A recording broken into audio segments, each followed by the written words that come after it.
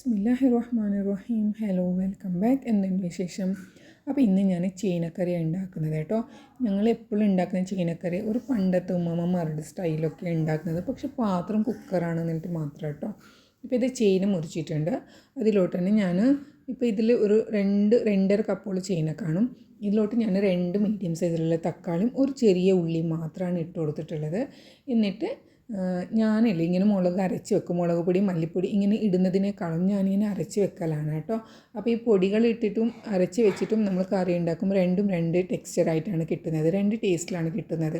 അപ്പോൾ എനിക്കിഷ്ടമുള്ളത് ഇങ്ങനെ അരച്ച് വെച്ചിട്ടുള്ള ഉണ്ടാക്കുന്നതാണ്. എനിക്ക് നല്ല എൻ്റെ വീട്ടുകാർക്ക് എല്ലാവർക്കും ഇഷ്ടം അങ്ങനെയാണ്. അപ്പോൾ ഞാൻ അതാണ് യൂസ് ആക്കുന്നത്. അപ്പോൾ അത് ഞാൻ 2-2.5 ടേബിൾ സ്പൂണോളം അരച്ച് വെച്ച നമ്മുടെ കായം അത് ഇട്ട് കൊടുക്കുന്നുണ്ട്. എന്നിട്ട് അതിലോട്ടൊരു 1/4 ടീസ്പൂണോളം മഞ്ഞൾപ്പൊടിയും ആവശ്യത്തിനുള്ള ഉപ്പും വെള്ളം കൂടി ഒഴിച്ച് കൊടുത്തിട്ട് കൈ കൊണ്ട് നല്ലോണം ഒന്ന് കുഴച്ചെടുക്കുന്നുണ്ട്. ഇതുപോലെ നല്ലോണം ഒന്ന് മിക്സ് ആക്കുന്നതാണ്. ഇതെൻ്റെ ഗ്രാൻഡ്മൊക്കെ ഉണ്ടാക്കുന്ന ആ ഒരു രീതിയാണ് കേട്ടോ. പക്ഷേ ഇപ്പോഴൊക്കെ കുക്കർ വെച്ച് കുക്കർ പൊട്ടി അങ്ങനെയൊക്കെ പറയുന്ന കേൾക്കുമല്ലോ. അപ്പോൾ നമ്മൾ കുക്കറിൽ ഉണ്ടാക്കുമ്പോൾ കറികൾ ഉണ്ടാക്കുമ്പോൾ നമ്മൾ കഴിക്കുന്ന ആ നേരം വെച്ചിട്ട് നമ്മൾ ഉണ്ടാക്കാൻ പാടില്ല. എന്നാൽ നമ്മൾ പെട്ടെന്ന് ഒരു ധൃതിയിൽ ആ മൂട് തുറക്കാൻ പോകും. അപ്പോഴാണ് എന്താ പറയുക, ഈ ഒരു അബദ്ധം പറ്റിപ്പോകുന്നത്. പിന്നെ ഈ കുക്കറിലോട്ടില്ല നമ്മൾ എന്തെങ്കിലും വെച്ച് കൊടുത്താൽ ഈ കുക്കറിൻ്റെ ആ വിസിൽ ഇതിൻ്റെ എല്ലാ മുളകും മല്ലിയും ഒക്കെ ഇതിൽ ഇങ്ങോട്ട് ഒഴിച്ചിട്ട് പോകും. അപ്പോൾ അതുണ്ടാവാതിരിക്കാനാണ് സെൻറ്ററിൽ നമുക്ക് കുറച്ച് ഓയിൽ തേച്ചിട്ട് പിന്നെ കുക്കറിൻ്റെ സൈഡിലും കുറച്ച് ഓയിൽ ഇങ്ങനെ ബ്രഷ് ആക്കാം. എന്നിട്ട് മൂടി വെച്ചിട്ട് ഇതിനെ 2 വിസിലാക്കിയിട്ട് എടുക്കാം. എന്നിട്ട് ഇത് തുറക്കുമ്പോൾ ഇല്ലേ, ഈ മൂടിയില്ലേ, ഇത് നല്ല കൈ കൊണ്ട് നമുക്ക് തൊടാൻ പറ്റണം, അത്രയും തണിയണം. അത്രയും തണുത്ത് കഴിഞ്ഞിട്ട് വേണം ഈ കുക്കറിൻ്റെ മൂട് തുറക്കാൻ. അല്ലാത്ത വെള്ളത്തിൽ ഡയറക്റ്റ് കാണിച്ചിട്ട് അങ്ങനെ തുറക്കാനേ പാടില്ല കേട്ടോ.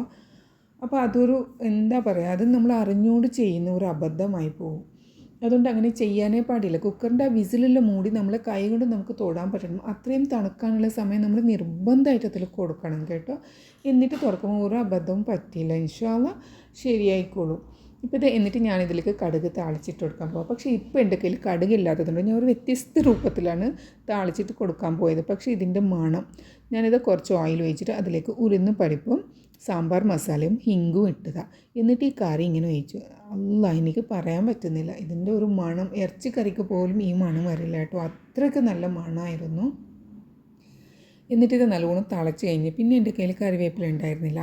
അപ്പോൾ ഞാൻ അതിന് പകരം കോരിയൻഡർ ലീവ്സ് ഇട്ട് കൊടുത്തത്. അല്ലാതെ കറിവേപ്പിലാണ് ഇടുന്നത് എനിക്ക് ടേസ്റ്റ് എന്ന് തോന്നുന്നത്. പക്ഷേ കറിവേപ്പിലിൻ്റെ മണവും കൂടി കുറച്ച് ഡിഫറെൻ്റ് ആയിട്ട് കിട്ടുമല്ലോ.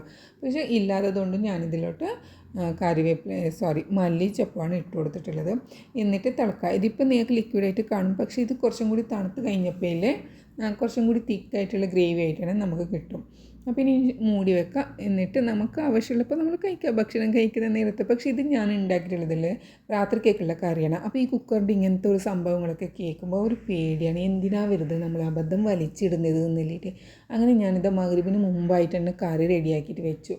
എന്തായാലും നമ്മൾ കുക്കർ തന്നെയല്ലേ യൂസ് ആക്കും. കുക്കർ യൂസ് ആക്കാതെ നമ്മളിപ്പോൾ ഇനി രാത്രിക്കത്തേക്കുള്ള ലഞ്ചിൻ്റെ ടൈമിൽ നമ്മളിങ്ങനെ പോയിട്ട് അടുപ്പൊന്നും കത്തിക്കാനൊന്നും പോയിട്ട് ഉണ്ടാക്കില്ല. പിന്നെ ഇപ്പോൾ വിറകടുപ്പ് കാണാനേ ഇല്ലല്ലോ. അപ്പോൾ പിന്നെ ഞാൻ മഗ്‌രിബാവുന്നതിന് തൊട്ട് മുമ്പാണ് കറി റെഡിയാക്കിയിട്ട് വെച്ചത്.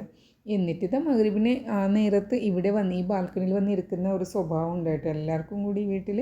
അപ്പോൾ ആ സമയത്താണെങ്കിൽ ഇങ്ങനെ ബാൽക്കണിയിൽ സ്റ്റാൻഡിൽ നമ്മൾ തുണിയിട്ട് വെച്ചാൽ എവിടെയാണ് നിൽക്കുന്നത്. അങ്ങനത്തെ ഞാൻ ഗ്രില്ലെന്നും സ്റ്റാൻഡിൽ നിന്നും ഒക്കെ തുണിയെടുത്തിട്ട് അങ്ങോട്ട് പിള്ളേരെ കൊണ്ട് കൊടുപ്പിച്ച് അങ്ങോട്ട് വിട്ട് കളഞ്ഞതാണ്. അപ്പോൾ എൻ്റെ ഇന്നത്തെ വിശേഷങ്ങൾ ഇത്രയേ ഉള്ളൂ. നിങ്ങൾക്ക് എൻ്റെ വീഡിയോസ് ഇഷ്ടമാവുകയാണെന്നുണ്ടെങ്കിൽ കാണുമ്പോൾ ലൈക്ക് അടിക്കണമെന്ന് തോന്നുവാണെങ്കിൽ പിശുക്ക് കാണിക്കാതെ ലൈക്ക് അടിക്കണേ.